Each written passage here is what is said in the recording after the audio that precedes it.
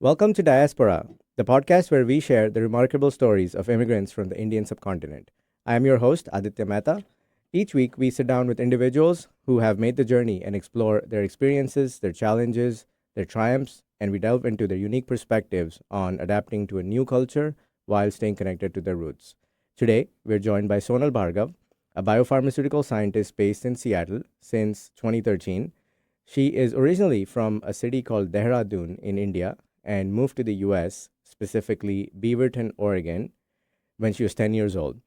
Now she is a senior manager at CG Oncology, a clinical stage biotechnology company. So basically, she's smart. I know Sonal and her family through our neighbors, Vaibhav and Gauri, and we quickly became great friends. With Sonal, because we're both highly organized people, and with her husband Viraj, because we both love corny Bollywood movies such as Andaz Apna Apna. I'm going to put a link to that in the show notes. And with that, let's dive into this week's conversation. Sonal, welcome to the show. Thank you. How are you doing this evening? I'm good. How are you? Good. So, the first thing I want to touch upon, I like to give my guests some context on different cities in India. hmm So, tell us more about Dehradun. What kind of place is it? What kind of city is it? Yeah, so Dehra Dun, if you can imagine, is exactly like Colorado. So I would say Aspen or Boulder. It's a beautiful city with a lot of mountains, a lot of lakes. It's towards the northern part of India. Yeah. So the weather is very, very similar to what I would say Seattle, Washington, just a little chillier. As you guys know, the houses in India are made of cement. So, the Yes. insulation is not that great. So it is a little colder than what we would say in Seattle. But Yeah. yeah, it's a beautiful place. So when I was describing Dehradun to JD, I actually said, and JD's our producer, I actually said I would think of Boulder, Yeah, Colorado. So exactly. so we think about same. So were you born there as well, or just grew up? Yeah, no, I was born there. I lived there for the first 10 years of my life with my parents, my younger sister, and then we migrated to the States in 98. So it's been a really, really long time. What brought about the move? Yeah, so actually, it was my dad's job. So at that time, I was very young, but we didn't have cell phones or, Sure. there was no landline. So we didn't even know when he started interviewing for the job, or at least I didn't know. I was too young. And he had his first job in a cafe over Skype. Wow. And he heard back and he got a job with Nike in Beaverton. And that's how we all moved here. Wow. It's hard enough getting a job while you're in India and a job here that requires work authorization, sponsorship. But to do it in the 90s, that's pretty amazing. What kind of job was it? So he's in IT. So he's, Okay. yeah, director in Nike in database science. And so, yeah, we've been in Beaverton, or my parents are still in Beaverton, Oregon, and we've been there for over 20 plus years now. Wow. And how has the town changed while you've been living there? I think it's exactly like Seattle, Washington. I do think, post COVID, the town, similar to Seattle, has seen a lot of changes. Hmm. But for me, it's home. Yeah. And so for me, it's exactly the same as it was when I moved in the 90s. Is there a sort of a healthy competition between Portland and Seattle? I mean, I think so, but I do think the food in Portland, I'm vegetarian, so I would say the food in Portland is Yeah. superior level compared to Seattle. Right. And do your friends back in the Portland area give you crap about, defecting to the other side?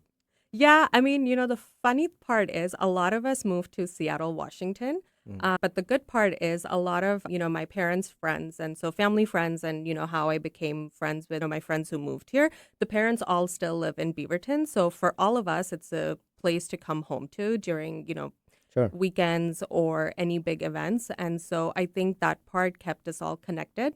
Hmm. So most of us actually moved out and don't live in the Portland area, but, it's still home for all Sure. of us. Nice.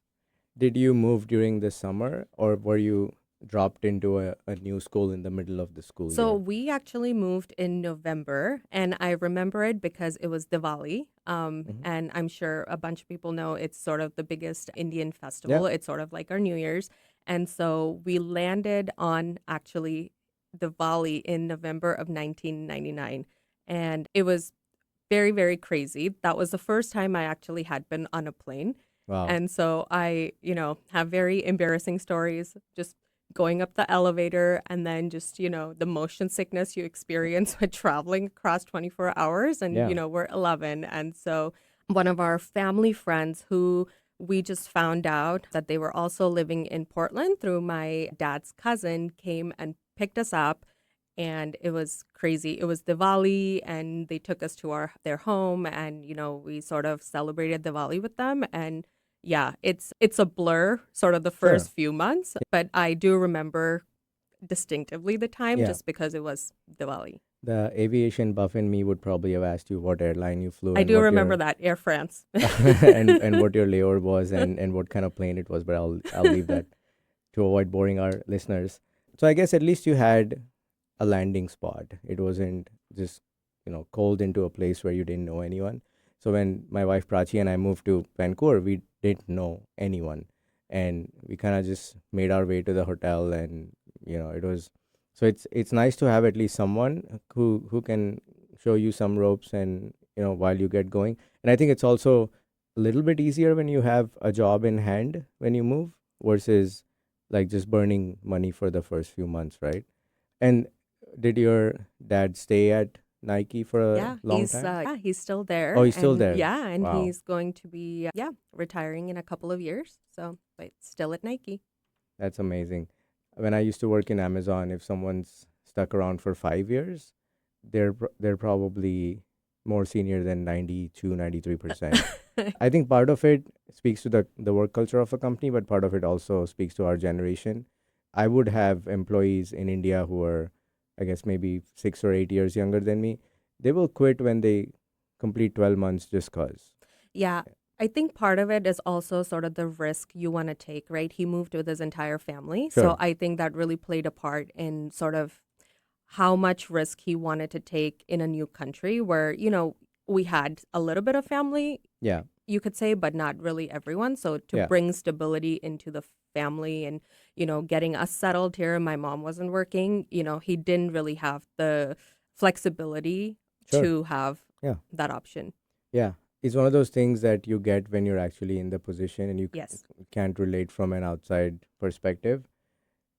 So now you're in the new school as soon as you get here, or did you have to wait out for No, a few so months? we actually started school immediately. And so I went in middle school and my sister was in elementary school. So I think maybe we had like a couple of weeks just because of like the documentation and sort of figuring out where the school is and, Yeah. the bus route and everything.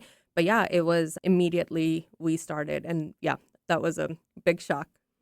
The Did schooling here you is definitely very different. did you have school uniforms in India and now you I could wear Yes, I whatever did. you Yeah. So I went to a private school in India, which, Yeah. uniforms and Yeah. everything. And here it was, yeah, that was one of the shocks where, oh, you could wear whatever you want. Yeah.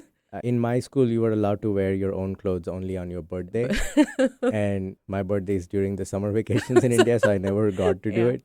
But I can imagine how that would be. I'm guessing not a lot of South Asians in the school over there. No, actually, in Oregon at that time, in the 90s, not a lot. Now it's definitely changed and it Hmm. has grown. I mean, even when I was in high school, it definitely changed at that time. But in middle school, there weren't a lot. And even if there were, I think I was just so it was sort of like a out of body experience Yeah. where am I, what's going on, Yeah. that I don't think I really paid any attention to it. It was just sort of figuring out the schooling system here and Sure. the life here. And I definitely think that for me, because of the age that I came, it was a lot difficult and different to adjust versus, my sister who came at a Younger. lot younger age. Sure. That makes sense. We have similar subjects that are taught in the school in India Yes. and the US, but the way they're taught is very different. Hmm. And even the terminology, the way that the tests are taken. India is very focused on memorizing everything. And how did you find adjusting to that? Was that like coming to an easier system or a harder system? I believe it was easier. So when it was interesting. We had to take like a test to see sort of where we were in terms of our language Right. skills. So both my sister and I were part of the ESL services Sure. initially, right? And what we did when we took the test, we both actually ranked higher in sort Right. of the grade system than, we would have been put in here. So we were asked, my parents were asked, like, hey, do you want to have your kids like skip grades? Like, I was in sixth grade, she can go into eighth grade. Oh My wow. sister came, I think, in first grade, and, she could have gone into third or fourth grade. And, my parents said no. And at that time, I was like, oh, why did you say no? We could have like skipped classes. Yeah. And now I realize like the social component of it, Yes. is so important. And Yes. for us to like transition from another country, I'm glad they had us stay where we did. Yeah. So one thing it did do, or it was good, was academically, we were very well advanced. And so we didn't really have a hard time transitioning and adjusting academically. Yeah. But I'm glad the social part of it, because we stayed in the Sure. class that we were, was Yeah. a lot easier to navigate. I was the youngest in my class from, I think, kindergarten all the way to my MBA. I've always been the youngest in my class. And I think back then my parents didn't, it wasn't like the competitive nature that India has, that like let's get ahead of it, but they thought it might be a good idea. And so I graduated undergrad before I turned 21, but at the same time I always felt a little bit less prepared Yeah. than everyone else. So for my kid, I would definitely make him stay like, one year late, even if I could, because you're gonna work your whole life. You're gonna be in the job market your whole life, or in the business your whole life. So take that extra year, have some fun. Yep. And like in your situation, get used to all of these things, and it gives you that breathing room to get up to speed, right? There's a book called Outliers, and I recommend everyone with young children to read it. It's by Malcolm Gladwell. It talks about how at that age, a 3 month gap is a lot, Mm-hmm. and how that can give you advantages, especially in sports, because you're physically bigger even in 3 months. And then from elementary to middle to grade, I mean, to high school, that advantage just magnifies. Oh, yeah. So it's a very interesting read, and that convinced me to not rush my son Arjun into school. So we'll see how that goes. So now you're here and you're in a new environment. Were you able to keep touch with your friends from India? No. So sad part was, at that time, obviously we didn't have cell phones. There was no social media. Yeah. And so I remember my dad helped me create an MSN account at that time, or Sure. Hotmail.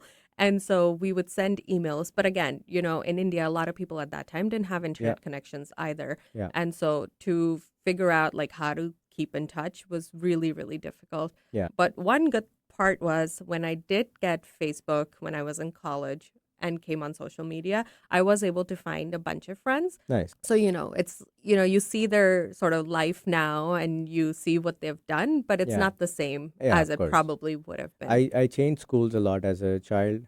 So similarly, I found friends from the earlier schools. But I mean, what are you going to talk after a point, right? Right. Like, yeah, Yeah. you have a huge difference now, right? And like Yeah. the gap is there and you are not experiencing the same thing. So Yeah. it's, yeah. And on the note that, I'm guessing like late 90s, early 2000s, internet was literally just coming to India Yeah. in a consumer sense. Yeah. I remember we had dial-up internet, and my dad had the foresight of blocking adityamehta.com in like 2000. And now there's a person who incidentally I know personally from college. His name is Aditya Mehta. He's a famous snooker player, and he represents India at the snooker Okay. for snooker. And he was always complaining that I can't find this domain name. Because someone took it. And then one day he saw my face on a website when he tried to see who bought it. So that was fun. But growing up, we would go to these cyber cafes. Yep. And they were these little shops, to give more context, where you have a bunch of computers and you go and pay by the hour, and they have printing services and whatnot. And people would go there and play Counter-Strike, or just browse the internet randomly and explore, because it was like how AI is right now. It was a wide new world that nobody knew anything about. So, okay, so not able to keep in touch with friends. How did you go about deciding what you wanted to be? Because unlike India, there's no science, commerce, arts. There is much more flexibility in that sense. Like, you could be an engineering major but also take a Greek mythology class, right? Yes. So was that too much choice, or did you always know what you wanted to do? So I think for me, it was different, right? So my parents, when they came here, they didn't really know about sort of the schooling and how the college system was working. Yeah. And so I sort of had to get up to speed pretty quickly and learn how to navigate, what majors are there. And, my dad's a computer engineer. My mom has a master's in art.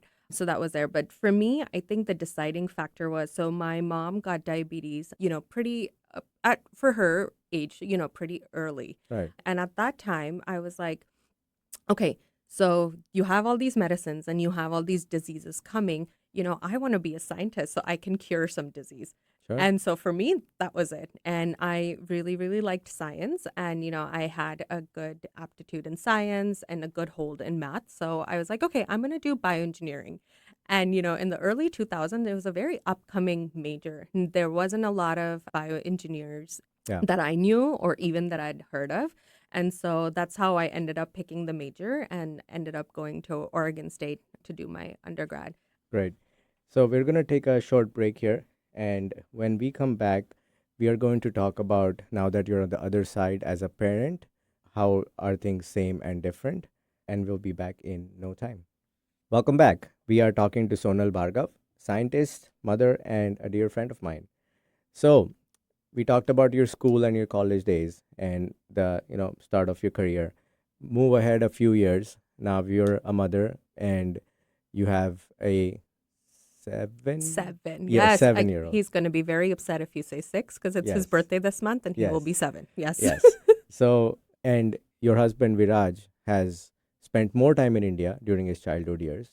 So both of you are not at the same point on the assimilation curve, I would suppose, because the longer you stay in India before moving here, the more you retain your Indian maybe accent, your habits, your thought process.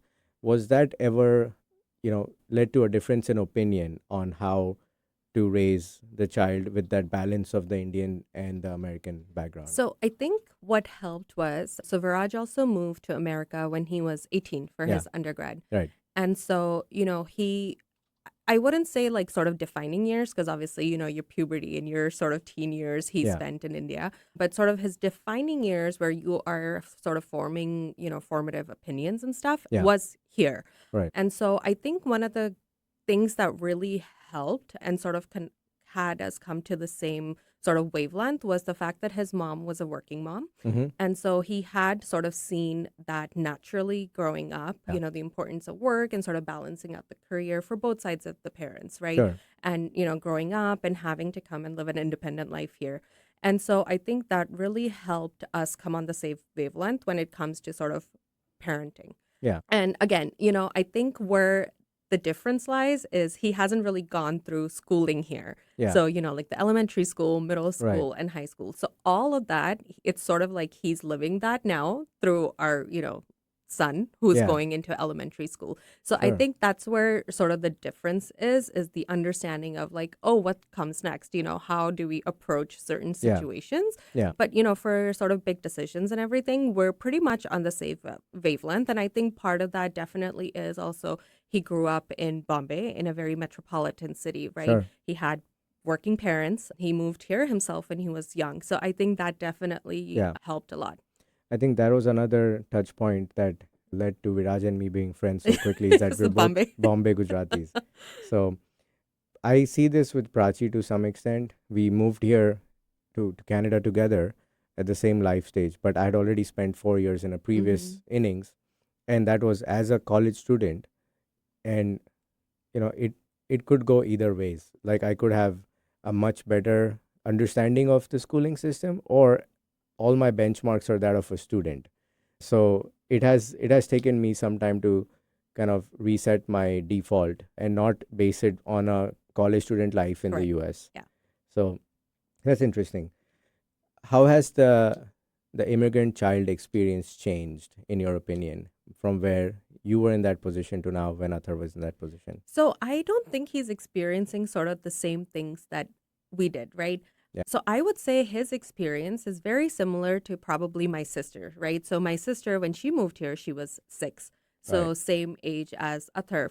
The good part with Atharv, growing up here is that he definitely has a lot more diversity around him, Mm-hmm. right? And so for him, doesn't really feel like he's in an area where he's, where am I? What's going on?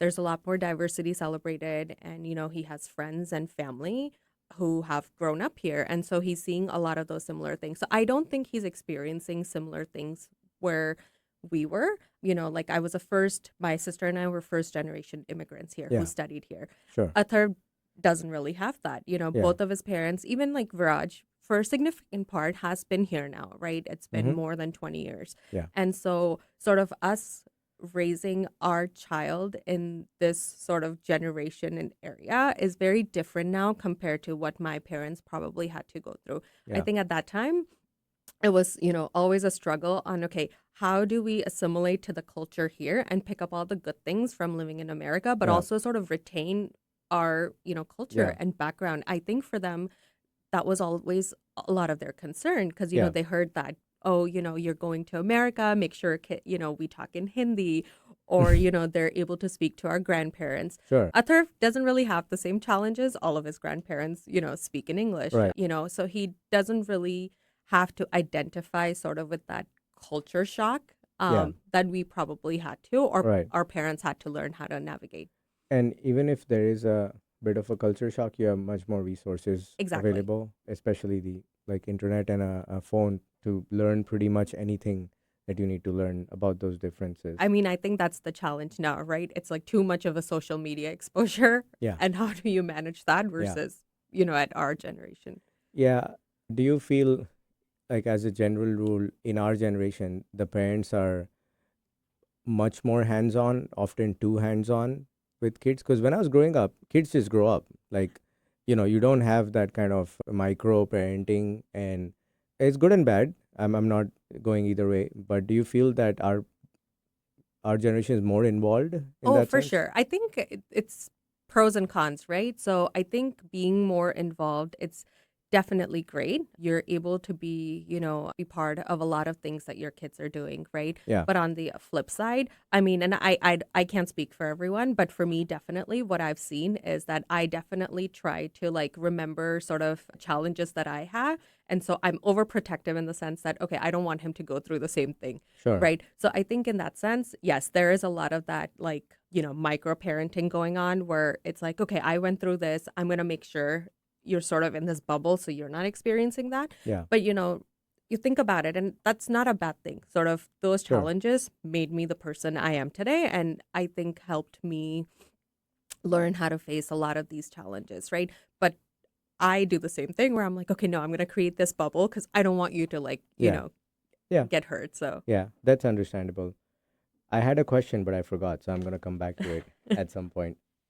What do you do to keep Atharv in touch with Indian culture in terms of, do you teach him any skills that are, what kids in India would learn, or any activities or any exposure to, be it content, festivals? What are the things you do? yeah, so I think, like I said, that is just, it's so much prevalent now, just, different cultures, and he has those resources at school. He meets a lot more people, like at school, for example. They celebrate all different like cultures and festivals. So he celebrates Diwali. He gets to wear his Indian outfits, on like cultural day. So I think it comes a little bit more naturally just because it's already there. You're not being forced to sort of bring out all of that information. I feel for the other part, Viraj still has family back in India. And Yeah. so having conversations with them and just, celebrating Indian festivals with the friends we've made here, I think helped sort of bring that awareness about what the culture is. I feel like the reality is it's going to be very different, Sure. our kids growing up sort Yeah. of here versus when we grew up.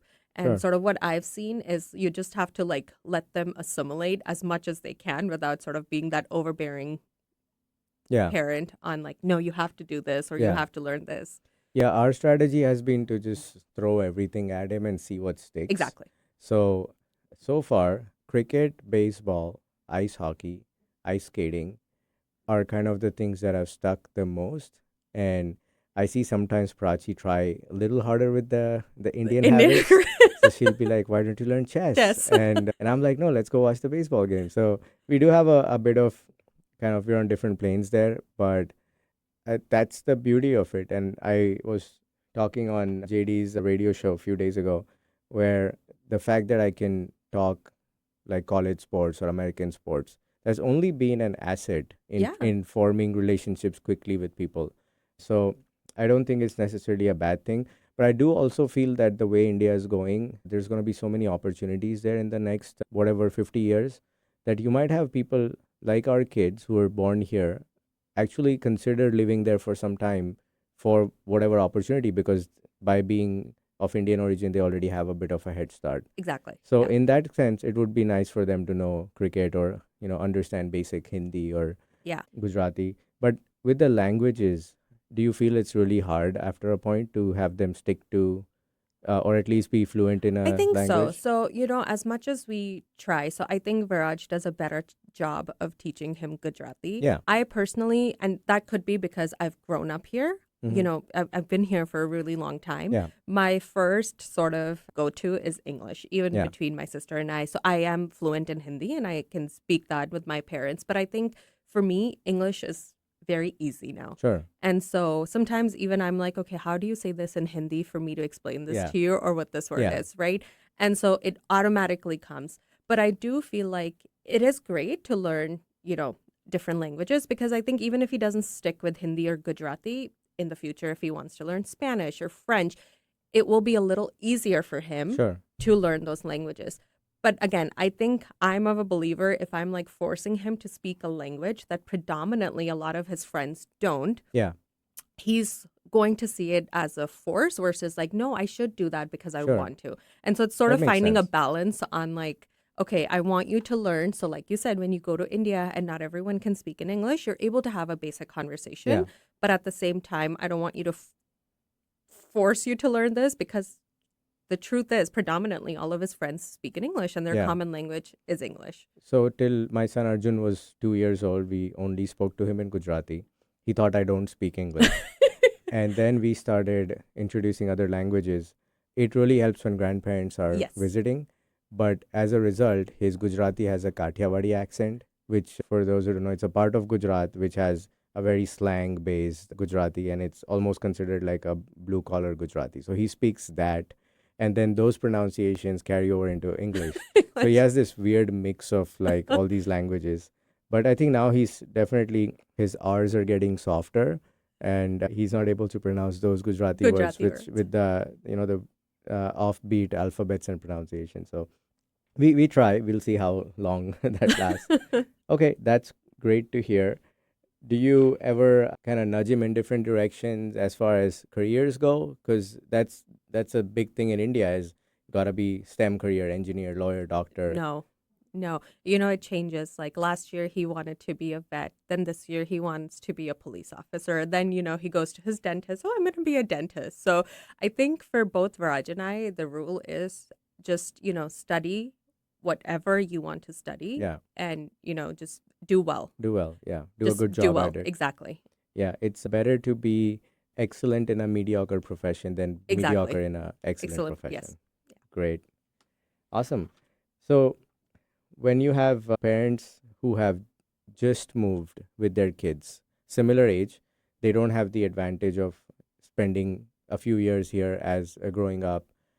What advice would you give to those parents? Because in Seattle, especially with the huge number of tech workers, we see that a lot, where it's basically people in your life situation with like a 10-year-old kid, but they're coming today instead of in the 90s. What advice do you have to those people? So I think the biggest thing would be is try to assimilate as quickly as possible and Yeah. learn about, the different cultures here, go out and talk to people. I think one of the best things that, my parents could do, or even we were sort of forced to do, is start having difficult conversations yourself. I remember like when we moved here, so both my sister and I learned British English, right? So for me, that Yeah. accent still stuck around for a really long time. Yeah. But for my sister, she was so young that Yeah. it sort of changed very Yeah. naturally, very quickly. And so it would be the same thing. We would go to the restaurants and, they would be like, no, you have to order. You have to order. We're Right. not going to order for you. Yeah. Or you have to go talk and have these conversations. Yeah. So it was very uncomfortable. And it was the same for my mom, right? Like my mom, even though she spoke in English, she was living in India where she didn't really need to speak English. And so my dad was working. We had to go to the grocery stores. How do you order groceries? How do you get your medicines from the pharmacist, right? Yeah. And so forcing to have those uncomfortable conversations, I Yeah. think really help you gain the confidence. Mm-hmm. And so I think sometimes what happens is, and I get it, right? It's very natural and it's very comforting to be around people who speak the same language Sure. as you, who are from the same country as you, and, understand really your cultural nuances. Yeah. But on the flip side, I think trying to assimilate and, meeting people, which is the great part about living here from Yeah. different culture, really force you to come out of your bubble and have those uncomfortable conversations. Yeah. So I think that's the best thing you could do. Sure. Is it's uncomfortable, but you have to do it. I also feel India is a lot more competitive. Yes. Given just the sheer number of people and number of opportunities. I feel a lot of the immigrants who move here, they're wired that way. Yeah. And it's a hyper competitive kind of state of mind. Do you think that generally hurts or helps their kids when the parents have that mindset? So I think, so in some ways, it helps, right? So it helps you sort of have that focus. It helps you, maybe get exposure.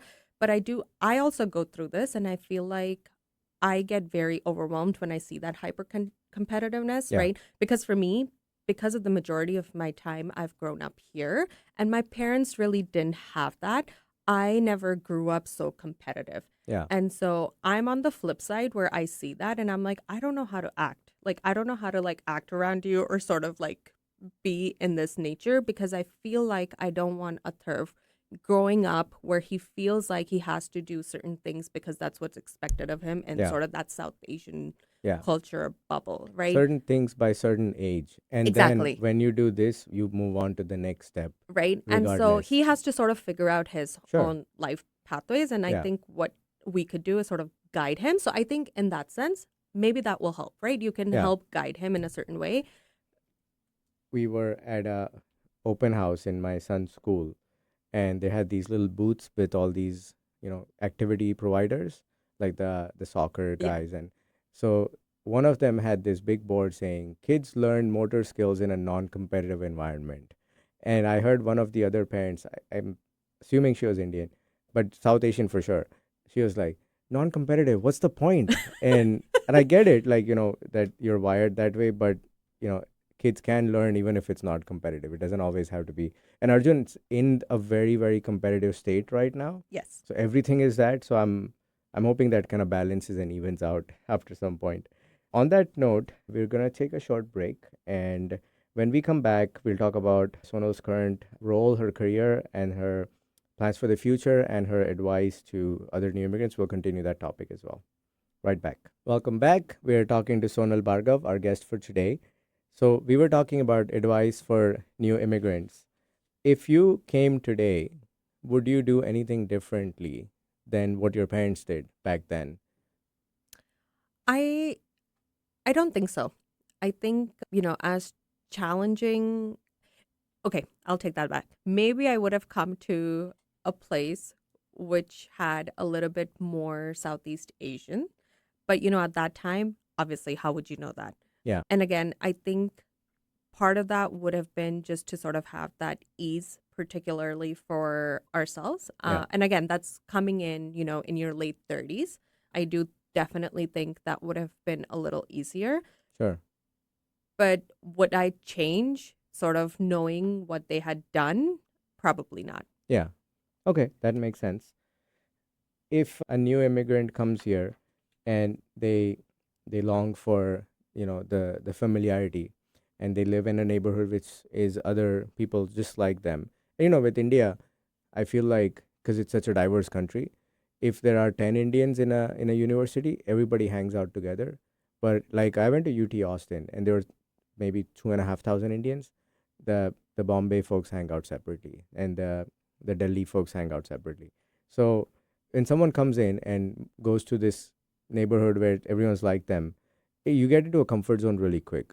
So how do you kind of, I'm not going to say break out of it because it's not like you're trapped, but how do you keep your mind open and keep exposing yourself to other types of cultures and other types of people? For a child in the school, it's easy. For, if for some workplaces it's easy, but other than that, how would someone who's not able to find those opportunities to network and meet with other people, what advice do you give them on how to do that? So I think it's definitely become a little easier now, right? Like I said, there's so much social media presence. And, people like us who've come here earlier have created sort of these platforms for Southeast Asian or, other, Yeah. immigrants coming from other culture where they're able to meet people, right? There's a lot of meetups. My parents necessarily didn't have that. So a lot of that for, at least for my dad, came from his workplace, Yeah. right? And my mom, just sort of taking us to activities, she was able to meet people. And yet, they also were very lucky to sort of find, their friend circle who are predominantly Asian. But I Sure. think what I saw them do is they had a very open mind and they exposed us to as much as they can. Right. So it sort of created that comfort zone for us to have those opportunities for conversations. And Sure. I think also coming in to a state where we didn't really have a lot of Southeast Asians definitely pushed us to have that. Yeah. But I think now we're pretty lucky that we have resources and opportunities. So Sure. I think it's all up to you. It's definitely a shock. It's definitely a challenge. But even in India now, due to like a lot of multinational companies, a lot of, immigrants from US moving there, Yeah. people have that exposure. Yeah. So I really, really think it's, up to an individual. How comfortable are they on sort of Yeah. expanding, and where they are coming? Again, if there's not a lot of Southeast Asians in a certain place, that could definitely be difficult, Yeah. and that's understandable. That makes Um, sense. but yeah. As far as your work goes, tell us a bit more about what you do. Yeah. So my background is bioengineering. So I did my undergrad from Oregon State in BioE, and then I did my master's in chemical engineering from UC Irvine. So I've been in the pharma industry for a really long time. I came to Seattle actually to work for Amgen. And then I ended up at CGen. So my background is in oncology drugs. So I've worked there for, yeah, over 12 years now. So, for the layperson, do you help develop the drugs? Yeah, so I'm in sort of the development phase. So I do formulation, and then I actually was working in Vancouver I remember for that. a year and a half in as part of the manufacturing sites. So sort of working with our external partners who manufacture the drugs. So Okay. Do you like it and do you plan to continue doing that? yeah, I really, really love it. I think the best part is sort of just being in the research field. I used to work in the lab. I moved out. And so now my work is fully remote and I get to travel for work. But yeah, I plan to continue doing this. I do think, though, eventually I do want to move into sort of focusing more on STEM research, particularly for women, minority women, and just women in general. So I try to do a lot of volunteering. Mm-hmm. Helping kids with science fair or generally finding women, and sort of mentoring them Yeah. to get into science. I'm gonna throw like a curveball here. What was your first impression of me when you met me? First impression of you, huh? And these are early episodes, so I'm trying to get my listeners to know I'm me a trying to little bit think, as when well. did we first meet? It has to It be was at actually, the okay. So I first met Prachi at, yeah, Gauri's house, and it was for a girl's sleepover. And she was like, oh, yeah, Aditya, you'll love meeting Aditya. He's like Viraj. He's going to love Viraj. And then I think we met outside or you guys I came think it was like a over. restaurant in Bellevue Restaurant in downtown. Yeah. Bellevue. Yeah. Yeah. Okay. So the first impression, I turned to Viraj and I was like, oh, you're going to really like this guy because your sense of humor, Yeah. I've gotten used to Viraj's, sarcastic, sort Yeah. of all the annoying joke, sense of Yeah. humor. And I'm like, oh, this guy's just like you. You're going to Yeah. love him. So, Yeah. That sense of humor doesn't work as well in India, yes. especially the dry sense of Yes. humor. So I'm glad it was But a positive. yes, point. but for us, I think it was definitely the connect on sort of our hyper focused, goal oriented Yes. organization that we Yeah. have. Yeah. And that was going to be my next question. That as a fellow highly organized person, what is one hack you use in your life which only other organized people will appreciate and probably drives everyone around you crazy?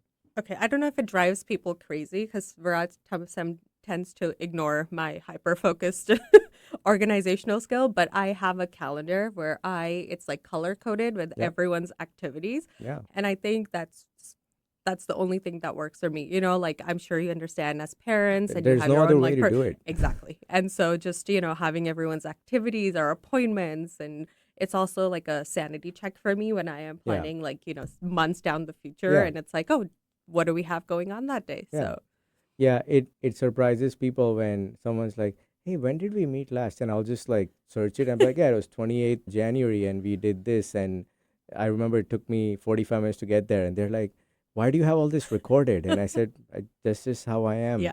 But does it also come with a need to do continuous process improvement? Because I do that a lot. So, for example, if I'm organized and all my jackets are in the closet Yes. are by person, mine are also from light to heavy. But then I said when I pull the jacket, the hanger falls off. So I tried to turn it around on the other side. It didn't fall off. So I told Prachi, we have a process change in the house. Now we're gonna hang hangers this way, and please don't mess with the organization. And she's like, who even thinks about stuff like this? And so it drives her crazy. So I think for me, I am very much like that with my closet. Like it's like color coordinated, like if it's my side of the closet, then the hangers have to be similar color. Yeah. It's the same. I could do it for others, but I could see, right? Like it's finding a balance now on, okay, what works for me or what can I let go? Because I know other people in the family, it's going to drive them Yeah. crazy to do that.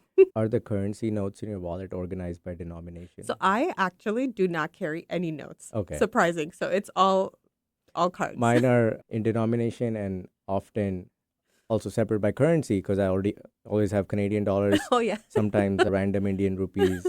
So, Those go in Atharv's piggy bank. sure, I should start doing that. Okay.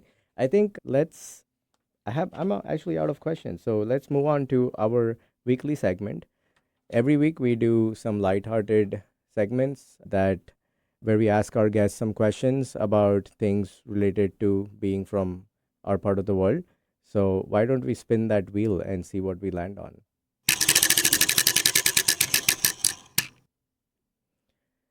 Lost in translation. So, Sonal, do you have any funny instances or mix-ups that happened with you due to differences in accent or what things are called or just differences in culture? Yeah, so I remember in middle school, and I remember this like very well. It was, I think, my second day. And as you know, in India, when you have to address your teacher, you say ma'am or sir. Yeah. Here it's usually Mr. or Mrs. or Miss, right? But you get up and you raise your hand. Yeah. And so I had a question and I got up and I raised my hand, and everyone was like, what are you doing? So it's stuff like that, Yeah. that are like calling markers here. Like in India, we call them sketch Sketch pens. pen. Yeah. Erasers were known as rubbers, right? Yeah. And so I had a lot of these instances where I would say something and then everyone would be like, wait, what are you saying? Yeah. Right? Or like standing up and just learning sort of, it's just different. It's not like British English anymore. So, Yeah. Yeah, I can see that. When I was, and actually the teacher part, India is a high power distance society, being a high context yes. culture. I don't think I'm still rid of that power distance concept. When I was in Amazon, I would have supervisors who were younger than me, but I would always call them aap instead of tu, which is the respectful version Yes. of the you word in Hindi versus the peer version. I just can't get over it. And even though those bosses are also Indian, they would say like that does it's not necessary. You don't have to do that. But I physically can't stop doing it. Yeah. I think for me, I never had that. Maybe because I came here Younger, at yeah. 10. So it was a lot more of certain, words versus sort of that like addressing Mm-hmm. someone, elder than you. Yeah. Yeah. Cool. I think we have time for one more. So why don't we spin that wheel again? Okay, this is a new one that we started this week, which is called Ma Ka Khana, which means mother's food. Do you have any favorite comfort foods that remind you of home, or you always have when you go home, be it to Portland or to India?